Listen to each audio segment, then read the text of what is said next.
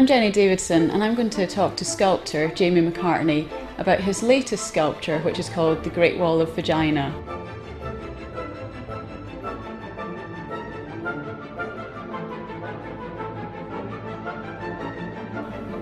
Now Jamie, you've got 10 pieces in this display here. How many women were involved altogether? More than 400. I mean, there's 400 casts here. 400 women, and how long did that take you? Nearly 5 years. I had never intended it to be this big or take so long. So it kind of grew in the making. And you've had to turn your studio into a gallery specially to be able to show. That's right, yeah, I wanted to show it in Brighton first. More than half the people in it are from Brighton. This used to be a grotty artist workshop covered in filth and grime. And now it's a beautiful gallery space. The important thing, the reason why I've done all this and I've cast all these vulvas is because I came to realise that a lot of women have anxiety about their genitals in the same way that men do. And I could relate to it as a man, going, okay, well I kind of get that. And it was through a different project that I came to sort of realise this, and then discovered that labiaplasty is like the fastest growing cosmetic surgery.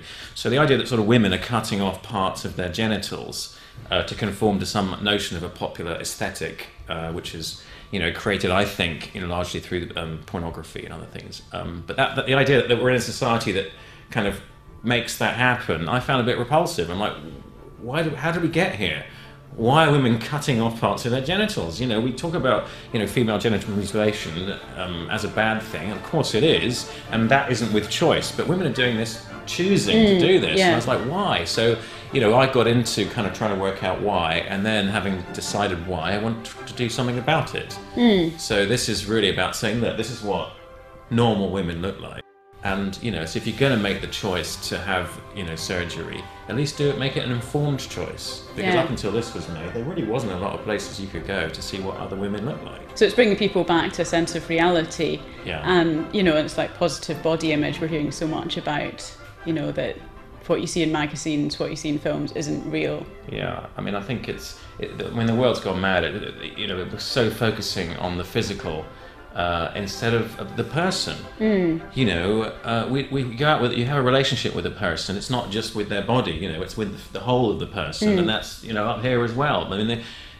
The idea that kids in America are having graduation presents of breast enlargements and labia reductions and bum implants, and I'm going, Jesus Christ, aren't there more important things? Can't we focus on up here a little bit? I think I've tried very hard to remove any porn elements from it, and I think just the sheer number of them doesn't give you the opportunity to kind of focus particularly on any one, which kind of helps. Making them white, there's the absence of colour, and the way they're laid out in this very architectural way, I think really does kind of really get rid of any kind of porn element. As well as, at the end of the day, I'm not a medical person, I'm a sculptor. This is actually, it's also, it's a visual spectacular. That's what I want it to be, and it looks amazing, and I'm really happy with the way it's turned out. The Great Wall of Vagina is not for sale, is it? No, it's not. I would like this to go into a public museum art gallery sometime. Because of that, I've got to sell other things during the show. So I've created all this wonderful merchandising, which is actually really popular. So people are kind of getting into it, buying postcards and the mugs and the films. What better way to start your day than with a Great Wall of Vagina mug? And I've made a couple of copies, so people can actually buy a copy of one of the panels in plaster and in bronze. The Great Wall of Vagina obviously isn't your only sculpture. Tell me a bit about your other work you've got on display here. Well, that's right. It's taken me 5 years. It's not all I've done in that time. I have made some other stuff. What's interesting, I think, for me, is that a lot of my sculptures hang on the wall. The thing is, there's quite a lot of humour in what I do, so it's quite whimsical. Obviously this is the American flag made out of bell ends. It's called Old Glory, and people can read into it whatever they want. It's actually about the fact that I went to college in art school in America, and that's where I had all my early sexual experience. This one here, made of mousetraps and cigarettes, is called Lucky Strike, and this is about the addiction of smoking. And then something like this, which is really just pure decoration. This is a man's body casted in a deer skin, which makes reference to Greek mythology. It's called Actaeon, who was someone who ended up getting hunted by his own hounds after being turned into a deer. So I do a lot of different stuff, and then obviously my bronzes and things like this piece and this one. So there's more to Jamie McCartney than than being called the Fanny Man, which is what the danger is from now on. It was cool, but certainly not cool to be uncomfortable. It was a bit embarrassing at first. Well, it's a nice sensation. I wouldn't say it's particularly sexual, but it's nice. But he was very professional and almost like going to the dentist, really.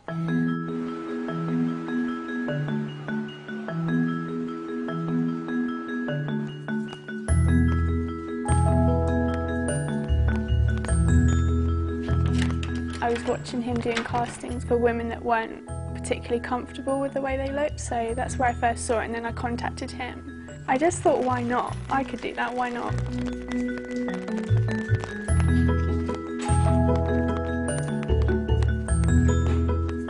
I wanted to make sure that I had, I guess, a copy or a timepiece of my body at where it is right now, and I thought that would be a good opportunity to get that done. My friend told me about it, and initially I thought that she was coming to get a cast for her own pleasure, her own mantelpiece, and then when she explained what it was about, I thought it was a good idea, and I was happy to do it too.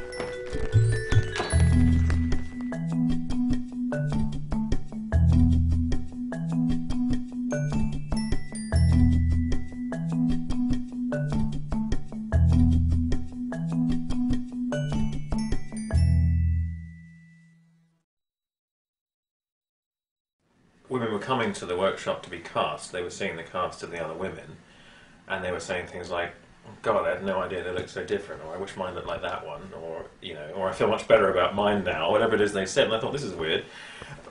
You know, what's going on here? I had no idea that women had anxiety about their bits. And so I thought, wow, this is interesting. As an artist, I wonder if I could take this any further. And that was kind of the inception of it, but there's a long way to go before I decided to make this massive sculpture. It kind of happened by accident, and it got so big, but that was the inception.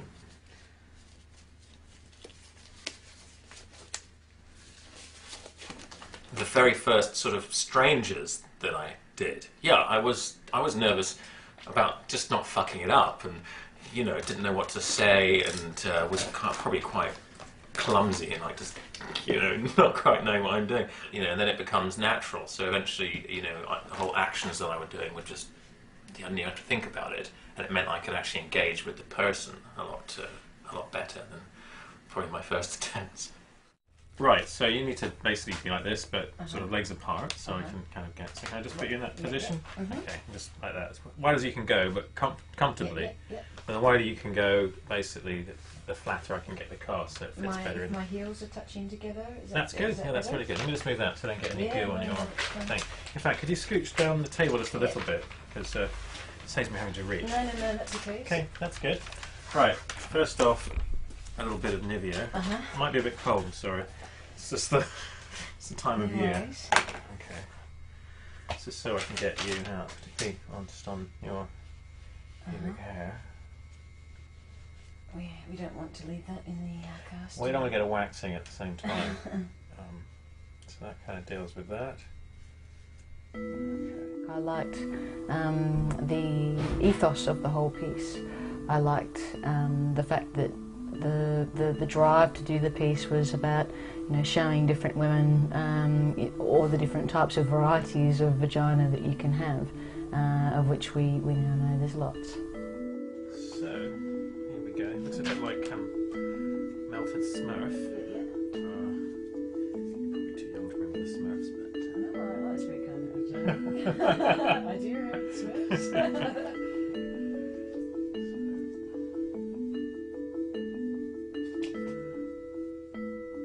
It's not as bad as I expected, actually, the temperature. So literally it just feels like cold goop that's being poured over the top, and then obviously he keeps on layering it and layering it, and that just literally feels like a big mud mask, but for your wenny. Basically, the mould largely made. I just have to fight gravity for a couple of minutes while this sets. I think depending on men's kind of politics and their ideals already about women, it will maybe make more or less a difference on how they view women after seeing and experiencing the artwork. Brighton traditionally is a place that's a little bit debauched and that's much more polysexual, and maybe people are more open to such an exhibition. Okay, that's that bit done. Now, the next layer.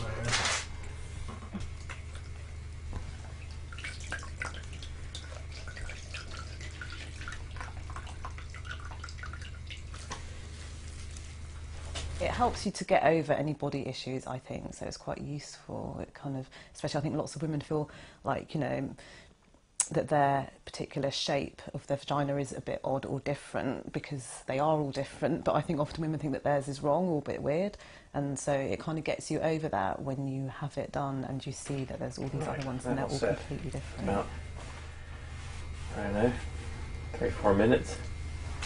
You're out of here, your work here is done. Perfect. So, do that. Yeah, that feels good. I'm just going to no, pull it off the pubic hair kind of slowly. No worries. So we don't... That's fine. Okay. If only my beautician was that gentle, Jamie. There you go. Thank you. There it is. That's lovely. It's a girl. I guess. Wow, that looks quite symmetrical by the look so far. Yes. Yeah. Obviously, I don't pass comment. No. That would be wrong. No, but it looks, Yeah, so that's good. All right, well then basically that's what I then cast the plaster into here and you get the finished result. Looking at it from a cast, I was quietly surprised. I thought it was beautiful. You know, I really was pleased with it, and I think it's great that I have like this record. I mean, a vagina is a really important piece of equipment.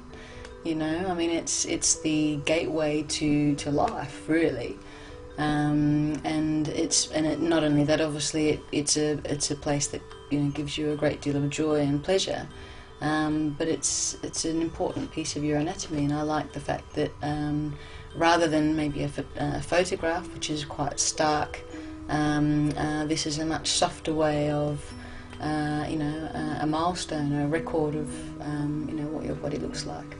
That's nice to see. Nice and creamy.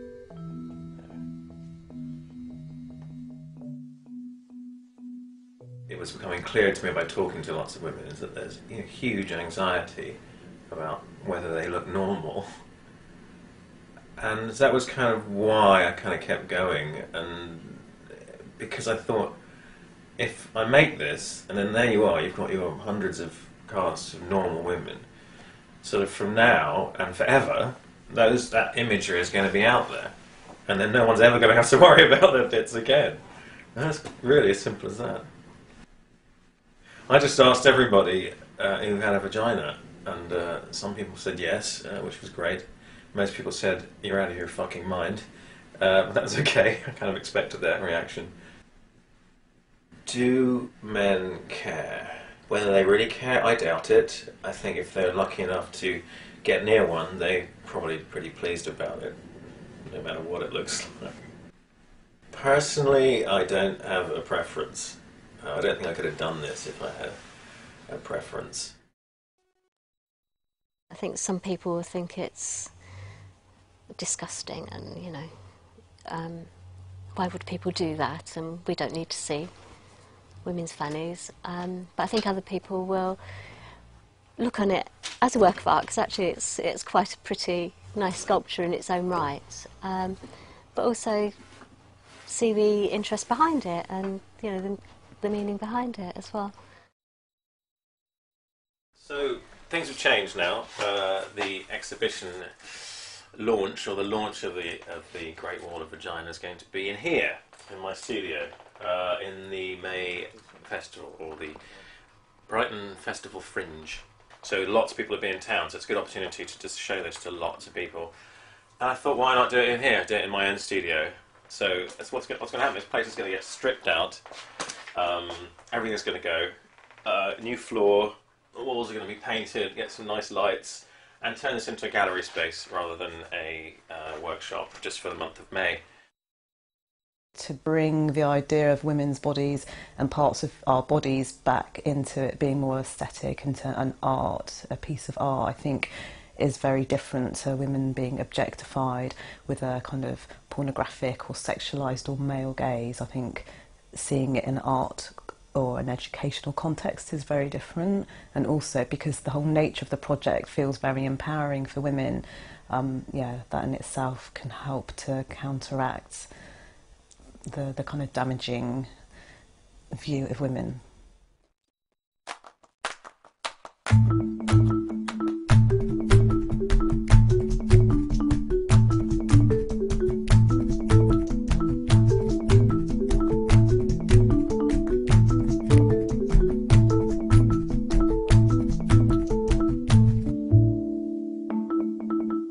Idea of beauty from a sexually provocative type media. It shows a lot of women that have vaginas that don't have any hair, for instance, that are quite neat looking, and not everyone is like that. And I can imagine until you've had experience from seeing other different types of women, you might associate that is the norm. Maybe I could be pointing.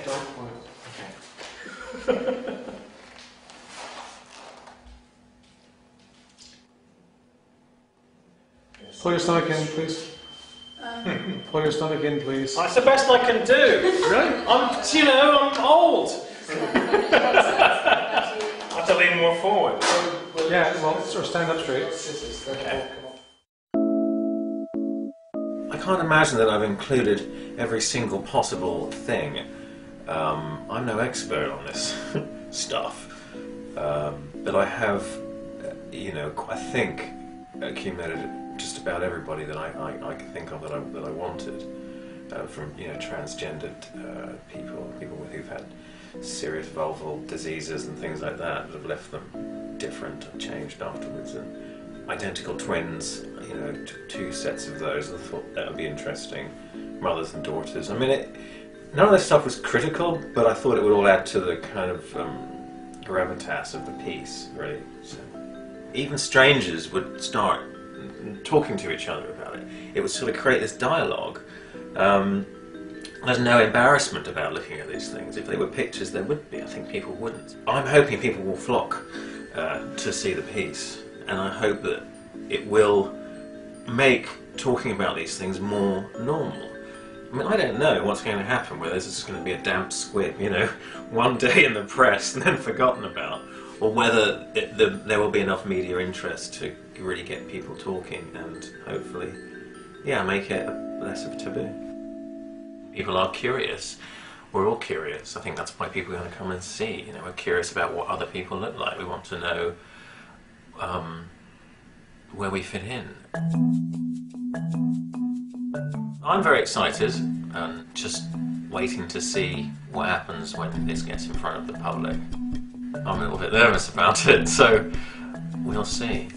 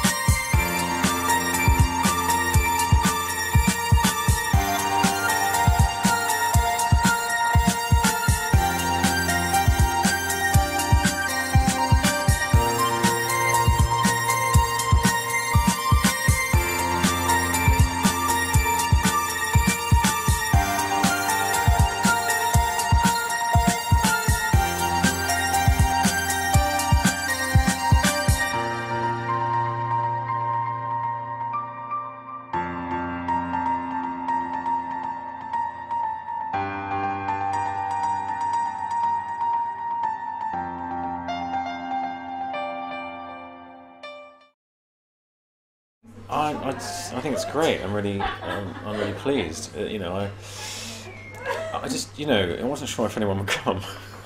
It's a bit of a surprise to me how busy it has been. It seems people want to come along, and I'm delighted.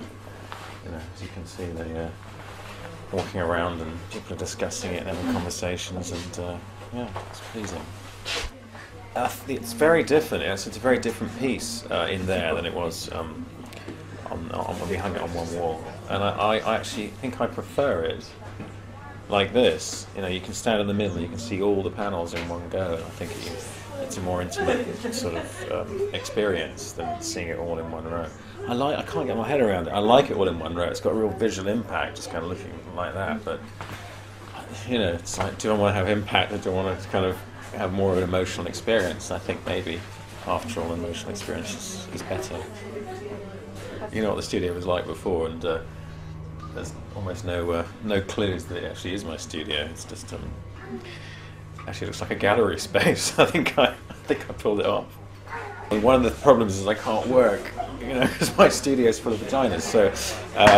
So I'm selling merchandising instead. So I've finally gone from being a sculptor to being a shopkeeper for a month, which I guess is not a bad thing.